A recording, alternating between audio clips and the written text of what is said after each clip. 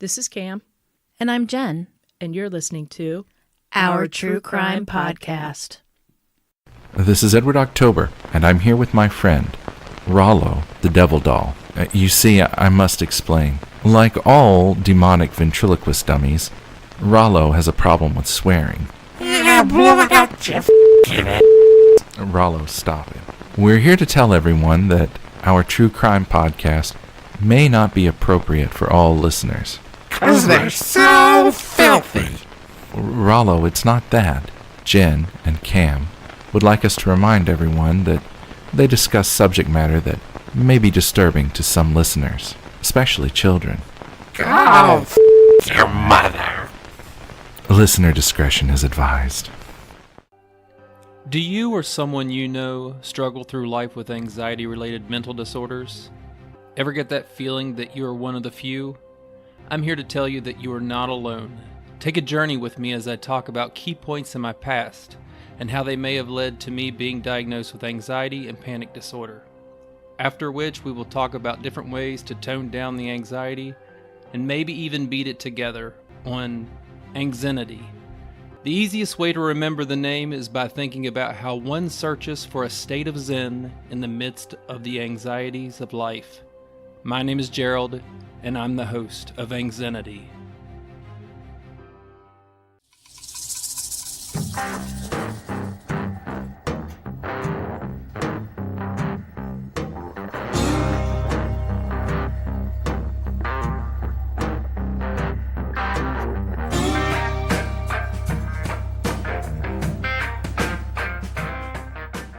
Hi, Jen. Hey, Cam, how are you? I'm great. How are you? I'm doing fantastic. Into the swing of things. I Yes. got you. I know what you're saying. So Sunday morning, a little early. We've got a contest to announce. Oh. But before we do the contest, I want to do a couple shout outs. Okay, yes. And I know some people don't like a little chatter before, but it's kind of important to us that we acknowledge everybody that has come in contact with us, left us good reviews, all that kind of stuff. First of all, I'd like to say a huge thank you to Edmee. I think that's how you pronounce your name. As you all remember, I Woohoo! really am bad with names. Edmee is so great. She always gives us shout outs every time somebody asks for podcast recommendations. Yay! Go Edmee. Also, Charity. Charity's a new follower. Love her. She's so sweet. She's got the cutest little kitties. Aw. Really cute little Meow. gray, like your Inkies. Aw, Yeah, yeah. really cute. Then there's also Ms. Gags. She's been Ms. following us for a while. Yeah. She's a true crime fighter. Yes. Love her. Lindsay B. Lindsay B follows us on Facebook, I believe. Thanks, Lindsay B. And there's also Elise L. She reached out to us through Twitter, DM'd us about the Fisher Oh, case, yeah. Sergey. Yes. And she suggested that he could have been molested, which is not. Outside of the, I would agree with that, I actually. would too. Yeah. Smart cookie there. And also, Sociliani, I believe that's how it's pronounced. Once again, Sounds good to with me. Names, don't know. She left us a great 5-star review, and she also says she follows us on Twitter and says we're a hoot. But we need to know who you are. Give us a shout out. Say, hey, it's me, Sociliani, and let us know who you are. Love to hear from you. And then real quick, Yes. there's 2 podcasts that are coming out that I'm excited for. Ooh. They're our friends. One is coming out, Nap Time Nancy podcast. Nap Time Nancy. And that's Nap Time Nancy Drew. You can follow her on Twitter. She is awesome. And another one, just going into editing now, is Crime Shark. Crime Shark. Not sure when their drop dates are, but we will let you know. Oh, that's so exciting. I know they're gonna be good podcasts. Yeah, they are. But these are 2 I'm really looking forward to. So It's okay. I hear you have a little something else that you want to announce. you're pregnant. No, thank God. No. Beep, beep. Wrong. Our caption contest? Yes. Yes, we're gonna have a caption contest. Who doesn't like free stuff?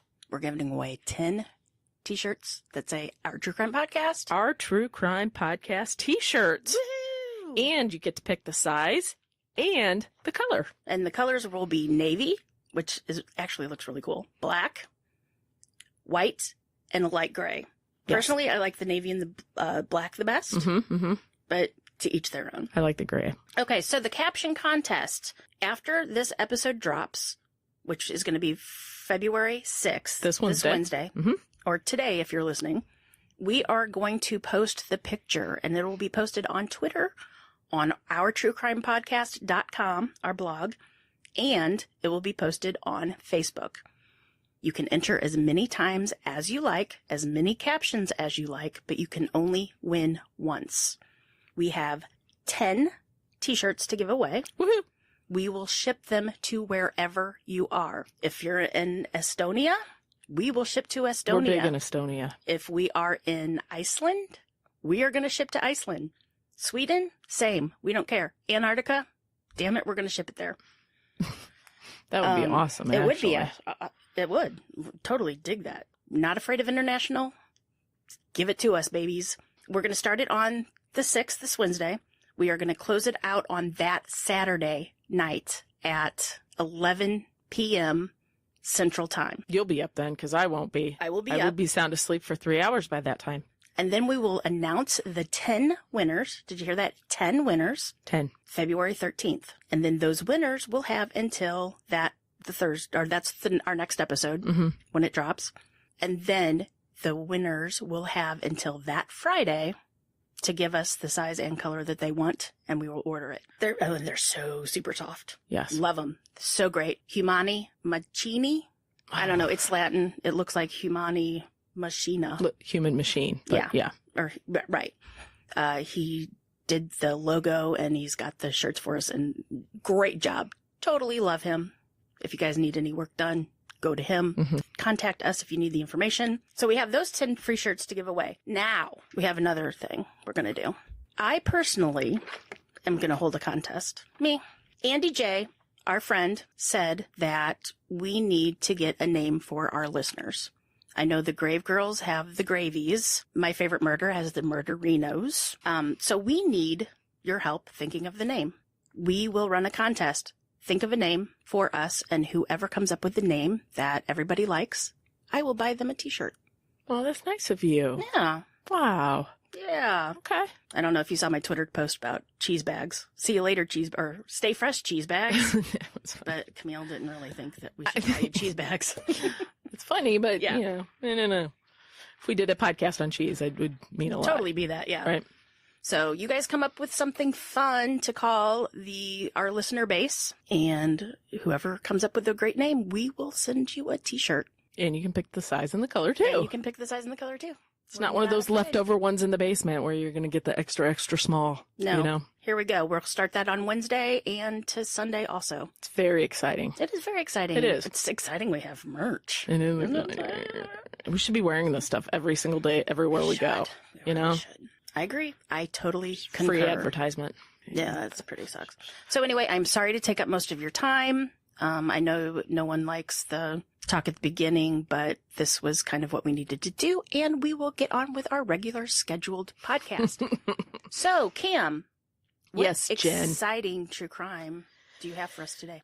So the case we're going to talk about today is not so much the crime aspect, but more the punishment aspect. Ooh, I watched a documentary this morning on HBO called The Sentence. Highly recommend it. It was sad, and it got me thinking, and it goes perfectly with this case, actually. And it's a case that you've heard of. You might not know the background or all the details, but you've definitely heard of it, and as most people have, I believe. Right. In 2007, Jennifer Mee was just an ordinary girl from Florida when at 15 years old, she rose to fame as the Hiccup Girl. Oh, I know this one. Mee started hiccuping one day and couldn't stop. Her condition went on for 5 full weeks, day and night. Jennifer, alongside her family, appeared on various TV news shows and talk shows. They were trying to get somebody to offer some help or relief to poor Jennifer. So Jennifer, being a young girl with such a unusual condition, sort of became a celeb. You know how much America loves to make stars out of nothing. Then on March 1st, 2007, the hiccuping just stopped. And with it, the sudden fame slowly faded as well. Appearances on the Colbert Report show, as well as Larry King, had to be canceled. The young girl would disappear into the vastness that is old news. The next human interest story would soon hit and be the next big thing. 15 minutes are up. However, the 15 minutes of fame would not disappear quietly, as so often is the case, but come around again. In 2013, Jennifer Mee would once again make headlines, but for very different reasons. I have a free call from Jennifer Mee. an inmate at Pinellas County Jail. Hi, Mama. Hello, Jennifer. What's going on? I'm in jail Why are you in jail? for murder in the first degree. Who'd you kill? I ain't killed nobody Well, then how are they charging you with murder? because I set everything up. Who are you trying to kill, Jennifer? Nobody. It wasn't even supposed to happen like that, Mom. Mom, Go. I'll call you when I can because I gotta go. Mom, you're trying to make visitation, please. All right, Jennifer. I love you. I love you too, Mom.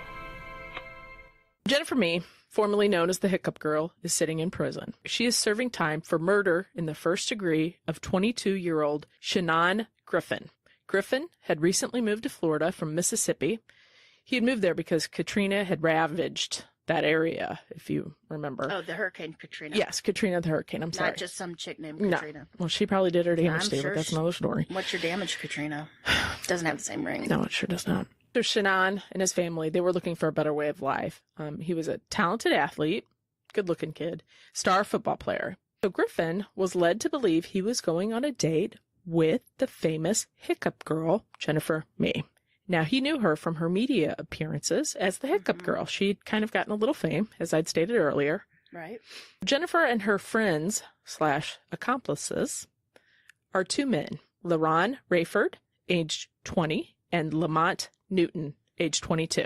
Laurent and Lamont. LaRon and Lamont. Okay. That evening, Shannon tells his family that he has a date, and her name is Jennifer Mee, and she is the famous Hiccup Girl. His family said that he got all dressed up. He was dressed to the nines. He looked very nice because he was going on a date. Now, Jennifer maintains she had never heard or believed that was the case, but rather Shannon was coming to buy weed, and they were setting that up, the weed buy. So Jennifer thinks that he is coming to buy weed, little drug interaction. Shannon believes he's going on a date. On that fateful night, Jennifer Mee contacted Shannon Griffin with the sole purpose to lure him to St. Petersburg so that Jennifer, LaRon Rayford, and Lamont Newton could pretend to conduct a drug transaction. But in reality, they were going to rob Griffin of his money and not deliver the drugs. That was the plan. Okay. Okay? But she didn't know that plan. No, she knew that plan. She knew the robbery part. Yes, which is very important later on. Okay. Shannon Griffin rides his bike to a house in which they had agreed to meet at, and the house happened to be for sale, so it was vacant. Nobody lived there. Jennifer meets him in front of the house, and they proceed to go to the alleyway on the side of the house to venture into the back. Now, that is where they would be greeted by LaRon and Lamont. The perpetrators did not quite realize what they were up against. Griffin was an athlete. He was really strong, and he was not going to go down without a fight.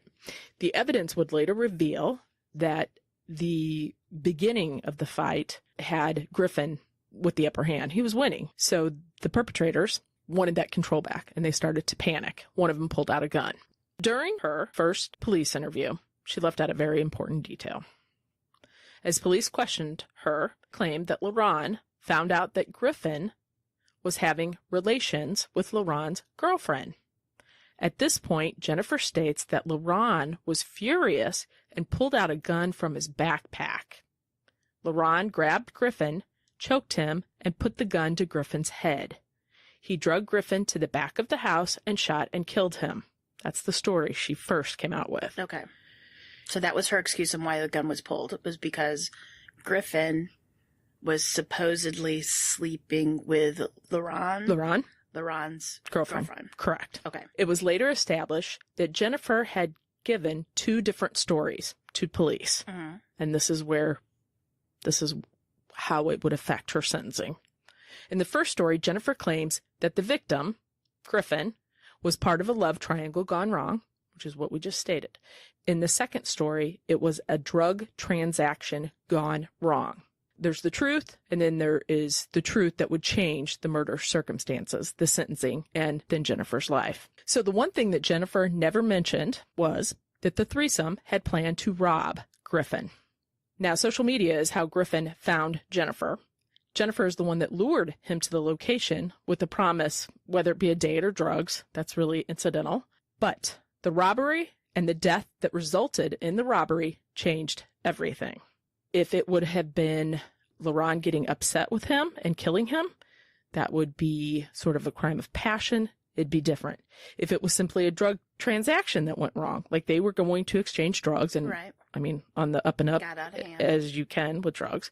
However, she admitted to police that they were going to rob him. That changes everything. Here's the thing.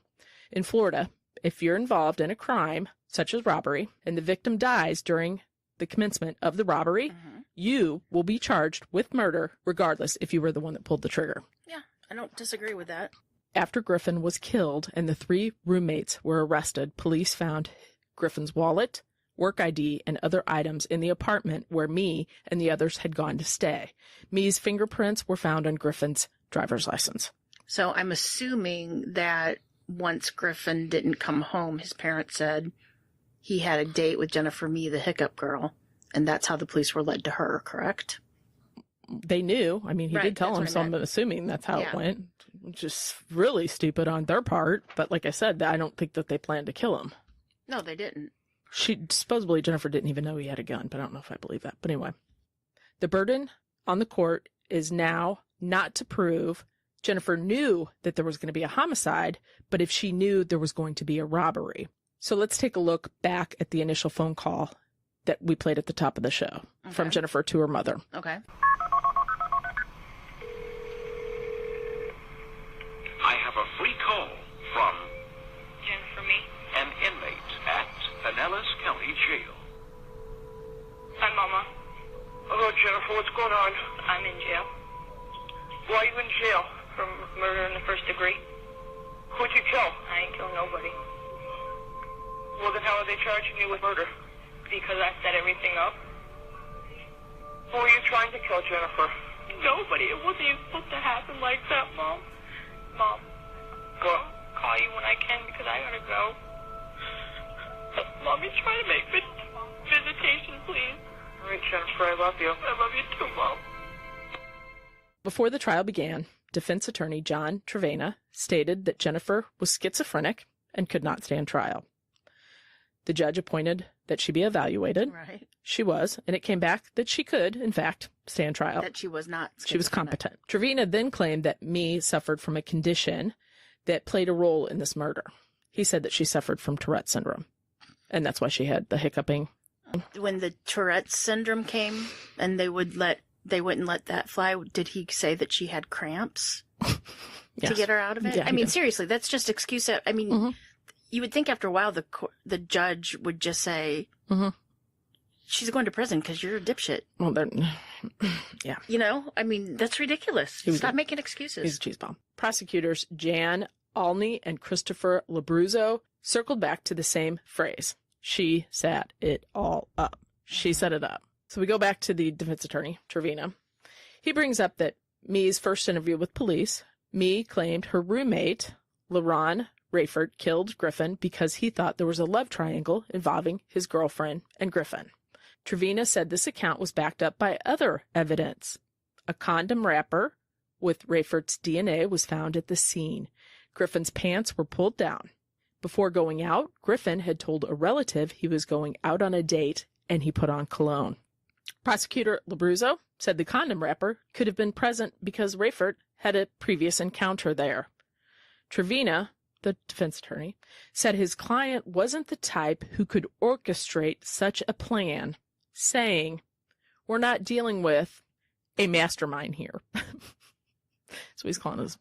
He's saying Well, Jennifer it's couldn't set true. all that up. Yeah. And it's It's but those guys knew that house was empty. They knew that backyard was there. They knew that alleyway was there. Very conceivable could they have went back there and had sex. At this point, prosecutor only interjects and says that the prosecutors never in fact called Mee a mastermind, and states Jennifer Mee participated and she participated in this fashion. She was the bait that lured Shannon Griffin to a back alley that was dark, where two of her cohorts waited. And that is why Shannon Griffin is not with us any longer. So at this point, the jury hears from a defense witness. Her name is Jennifer Sharon. She used to live with Jennifer Mee, as well as the two other defendants, LaRon and Lamont. Now, of those four roommates, Sharon is the only one not charged with murdering Griffin. Jennifer Sharon is also the only one that could testify in the trial with what she claimed was first-hand knowledge of the events just before and just after the murder. Sharon said she had been working during the day, and when she returned home, the four of them were planning to go see the movie Paranormal Activity. But first, the others said that they were going out to get some money. They eventually left. Mee was the first to come back, out of breath, panicked, and saying she had heard gunshots. Then LaRon Rayford came back to the apartment. He was distraught, looking as if he had been in a fight. He said that the other man, Lamont Newton, had been shot, but he wasn't right. And a few minutes after stating that, Lamont Newton walked in the door, and he said somebody else was the one that had been shot, and that person was Shannon Griffin, the victim. During the course of slightly over an hour of closing arguments, prosecutors Olney and Labruzzo circled back to the same phrase, "She set it all up." In fact, Labruzzo began his closing by playing the recording for the jurors again. Mee's words were so powerful that the prosecutor said, "Our star witness is Jennifer Mee." Huh. Prosecutors Telling on herself. Prosecutors did not claim Mee set out to kill someone. In fact, Labruzzo said, "I'm sure she didn't intend for there to be murder in this case." Jurors spent about 4 hours deliberating. Some jurors even cried as the verdict was read, but all 12 jurors agreed on one thing. Jennifer Mee, once known as the Hiccup Girl, is guilty of first-degree murder. Mee, she's 22 years old at this time, burst into tears as the circuit judge gave her the only possible legal sentence, which is life in prison with no possibility of parole. Doug Bolden, who was a cousin of the victim, Shannon Griffin, stated, "It's a victory, but there are no winners." Which is very true. After waiting nearly 3 years, it felt surreal to finally hear the verdict. Mee's mother, Rachel Rabideau, who attended all the trial, had no comment afterward. So Jennifer maintains that she took Shannon there for a beat-up and for her accomplices to take his money. She left the area upon delivering Griffin to the other men, claiming she had no idea he was shot and killed until she was arrested. Rayford and Newton have also been convicted of murder in the case, and each was sentenced to life in prison without the possibility of parole, just like her. Jennifer went to prison in her early 20s. This came about when she was 22, and she'll spend the rest of her life in prison, even though she didn't pull the trigger. She wasn't in the location when it happened, and claims she didn't even realize he was going to be killed, or that he had in fact been killed, until she was arrested. So do you believe her fame played a role in this harsh punishment, sort of like the state of Florida made an example out of her? Her attorney maintains that that's exactly what happened, that if she was just a regular girl, she would never have received such a harsh statement. So this got me curious. So I wanted to go look at some other women that were serving life without parole in Florida and what crimes they did. So I gathered these three just to kind of compare, so we can talk about it. Melissa Pocopani was convicted of principal to second-degree murder and 2 counts of attempted murder. Authorities say she was a passenger in a car that was driven by Kaheem Johnson. They drove the car down Milton Street in February of 2017, where Dedrick Davis and Walter Ford began firing shots into a crowd. Thomas Buckhalter was killed, and 2 other people were wounded.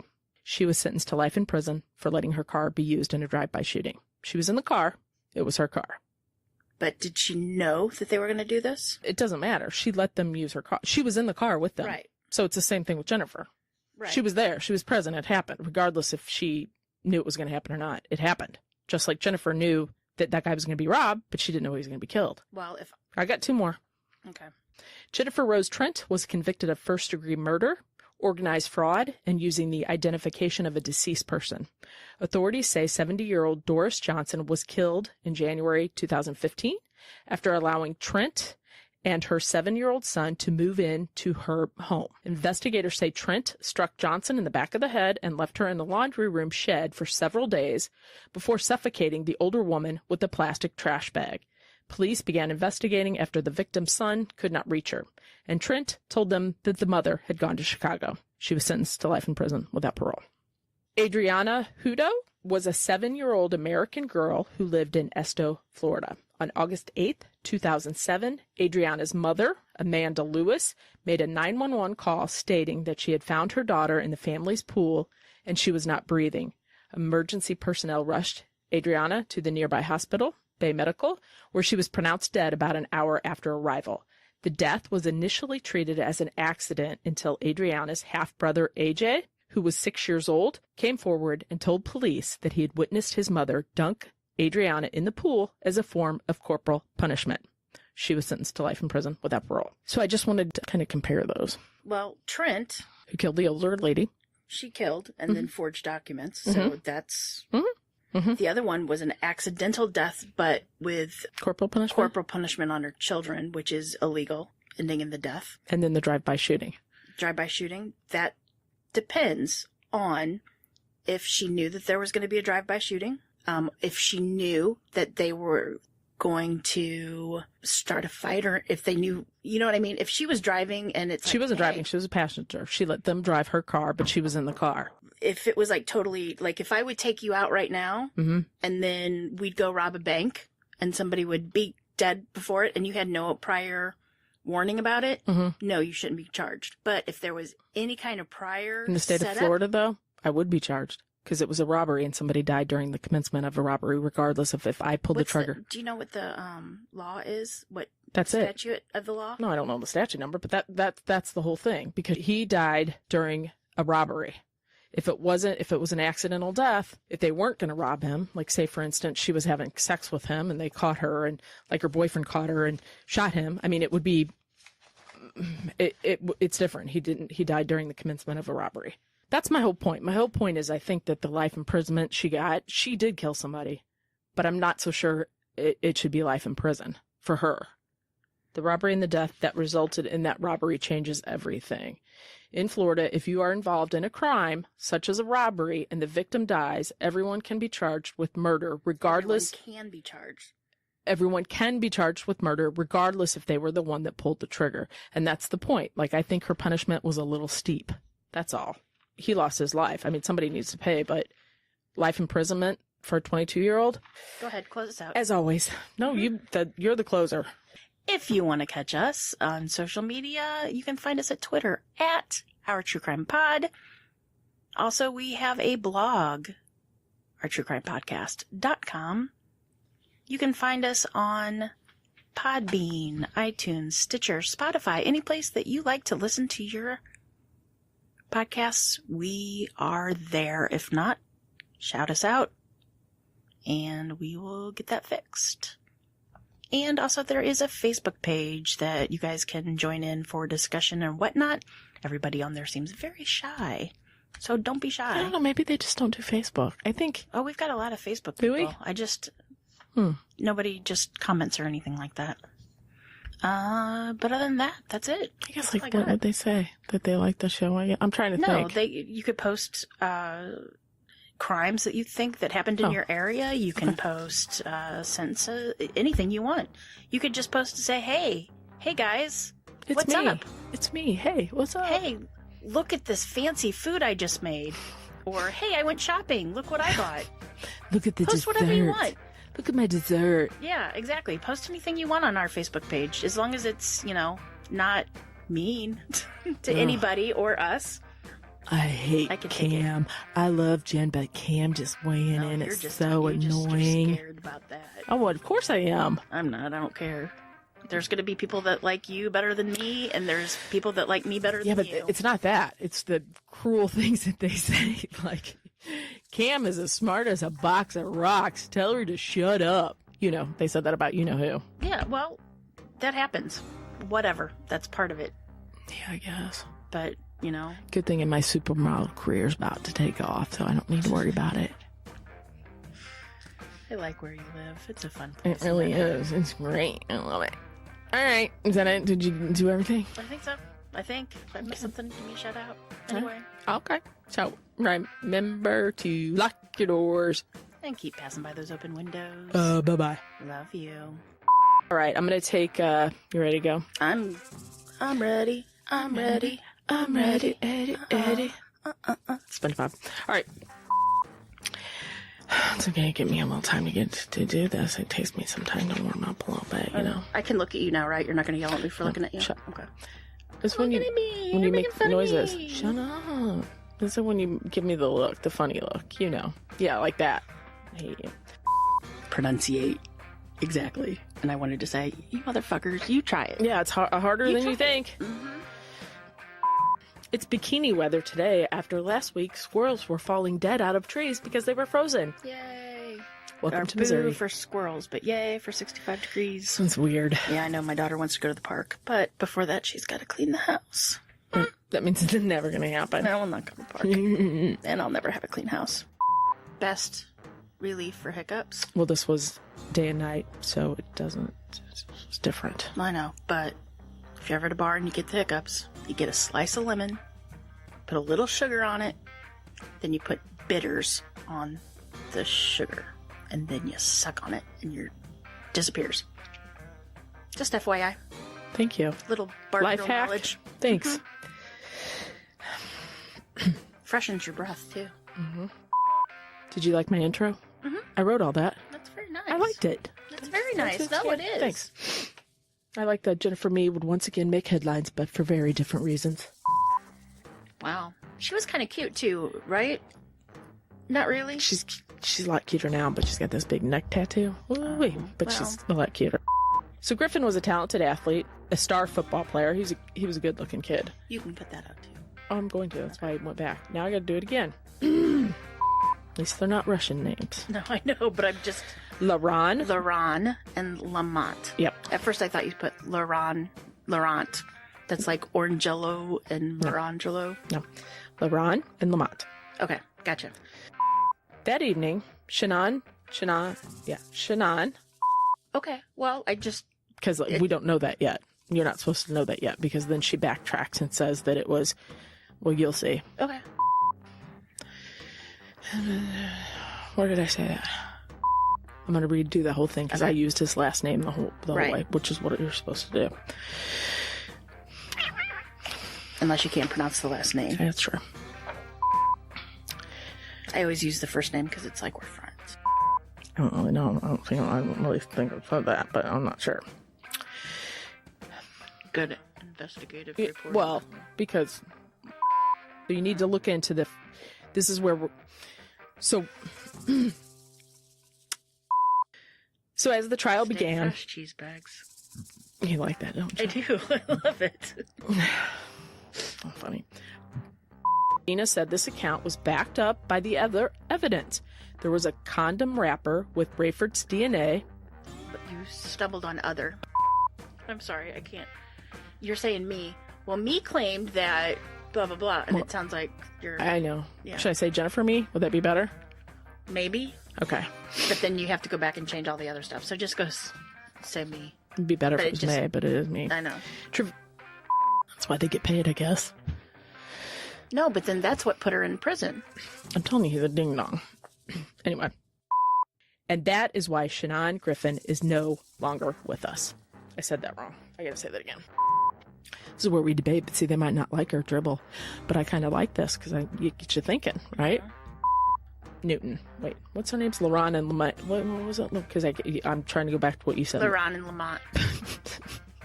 Larangelo and Yamangelo.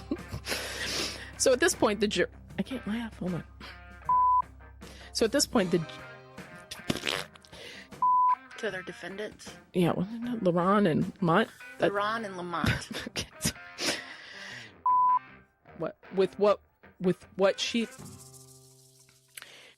she also is the only one who could testify in the trial with what was said firsthand. She is also the only one that could testify in the trial with what she said was first. Testifile in the trial? Did I say testify? There's a lot of reading today, Jen. Lord, in the word. At least I didn't say testy. I know, Testy in the that's what I trial. thought you were going to say it first. Then Rayford. Is that Lamont? What's his name? Rayford. That's Lamont. Laron, right? Laron. And it's Laron Rayford. Yeah, okay, sorry.